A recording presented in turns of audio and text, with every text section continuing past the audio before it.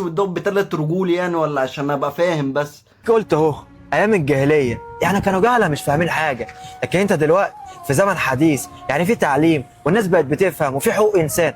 حتى لو كلامك كان صح ما تنساش ان زمان اكتر رسول واكتر نبي اتذكر في القران كان اسمر، واكيد طبعا انت عارفه. جدعان والله يا جدعان، من موسوعة فيديوهات كتير اول مرة الاقي فيه فيديو فيه كلام يعني معقول شوية، يعني في حاجة كده كويسة اللي هي بينصح بيها، والكلام دوت احسن من الهبل اللي انا كنت بشوفه اقسم بالله.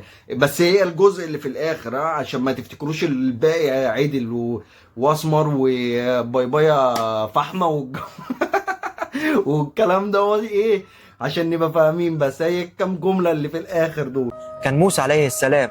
فبقول لك على حاجه بقى، لو هم كان عندهم مشكله في السمر ده يبقى عندهم مشكله في سيدنا موسى، لو عندهم مشكله في سيدنا موسى يبقى عندهم مشكله في القران، ولو عندهم مشكله في القران.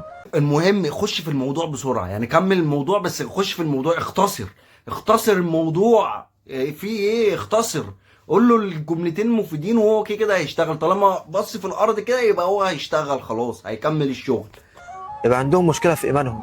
يا عبيط، ده السمر نص الجمال. لا، ده السمار ده الجمال كله. يا سلام، يا سلام على الجمال، يخرب بيت فيديوهاتكو. جابت لي ميس اندرستاند في الكنترول.